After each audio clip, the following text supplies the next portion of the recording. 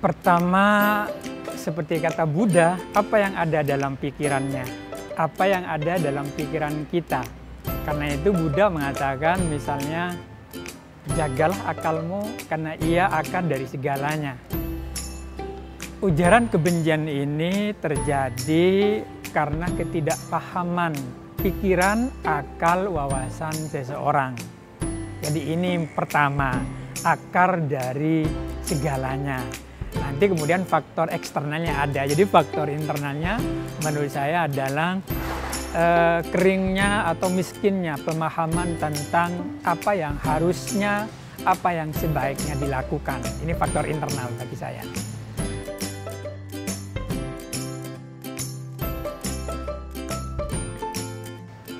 Faktor eksternal itu bagi saya bisa politik, bisa agama, bisa kondisi sosial ekonomi. Tiga hal ini bagi saya sangat dominan, sangat utama, terutama terkait dua hal bagi saya. Pertama adalah faktor pemahaman keagamaan yang kemudian dikuatkan, diperparah oleh faktor politik. Contoh yang paling simpel bagi saya adalah rendahnya pemahaman keagamaan dengan kepentingan politik yang bersinergi. Contoh yang paling buruk adalah di dalam Pilgub DKI yang berlalu, dan nampaknya ini akan terus berlanjut pada pilkada dan secara khusus adalah Pilpres 2019 saya pikir.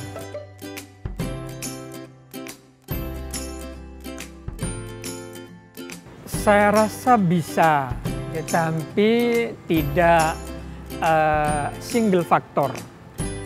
Ada varian, ada multiple faktor yang kemudian menyebabkan seseorang, menyebabkan saya menjadi seorang yang sangat ekstrim di dalam sikap keagamaan, militan di dalam sikap keagamaan, dan akan dengan mudah menjadi korban untuk sebuah revolusi kepentingan interest politik. Itu yang kita lihat. Dulu saya anti Pancasila, dulu saya anti negara ini. Saya anggap negara ini negara togut. Saya anggap negara ini negara kafir. Apa faktornya?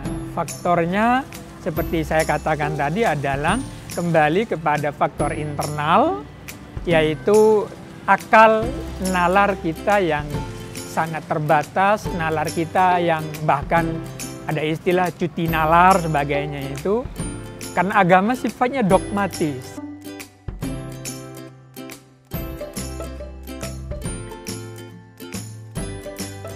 Sudah menjadi alat, sudah menjadi semacam parameter.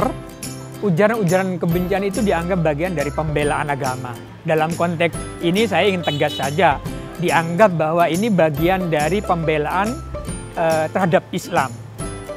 Ini dijadikan semacam instrumen oleh kelompok-kelompok tertentu yang menggunakan ujaran kebencian, baik di dalam media sosial, bahkan di media majelis taklim, bahkan di mimbar Jumat. Kita bisa merujuk dan kita dengan mudah menemukan di sepanjang Tamrin, di sepanjang Sudirman sana, atau di sekeliling rumah kita, masjid, majelis taklim itu sudah menggunakan hate speech, ujaran, hujatan, kebencian, permusuhan, sesama anak bangsa, sesama umat. Ini luar biasa menyedihkan dan bagi saya sangat tragis sebagai orang yang beragama bagi saya.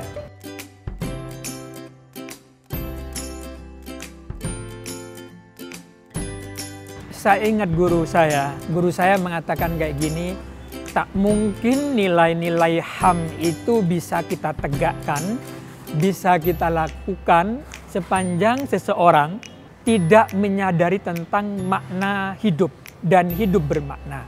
Nah, karena itu sekalipun kita tahu ada aturan, ada ketentuan, ada human rights yang dikembangkan, ada KUHAP sebagainya.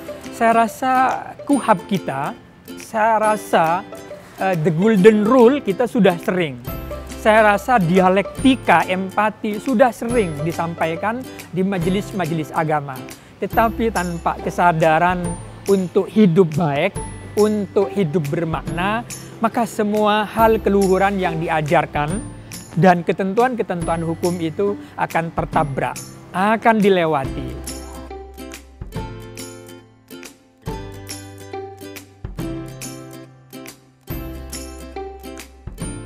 Saya sangat setuju. Sebuah ikhtiar, sebuah upaya melawan apa yang dikembangkan, sementara itu membawa keburukan, membawa kejelekan dan merontokkan kebersamaan.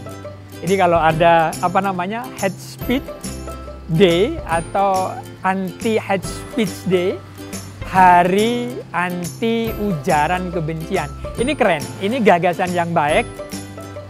Saat orang terjebak, saat orang terlibat, saat orang digiring untuk menyebarkan ujaran kebencian, maka kalau kemudian satu hari anti ujaran kebencian, ini sebuah gagasan yang baik. Saya pikir sangat oke dan saya akan sangat mendukung. Tinggal bagaimana sosialisasinya, publikasinya, dan edukasi publiknya yang kita butuhkan agar kesadaran untuk tidak menyebar kebencian, permusuhan, hujatan, caci maki di ruang publik. Dan yang paling menyedihkan tentu adalah bila forum dakwah, majelis agama, majelis Jumatan dijadikan forum yang sangat buruk dan sangat menyedihkan itu.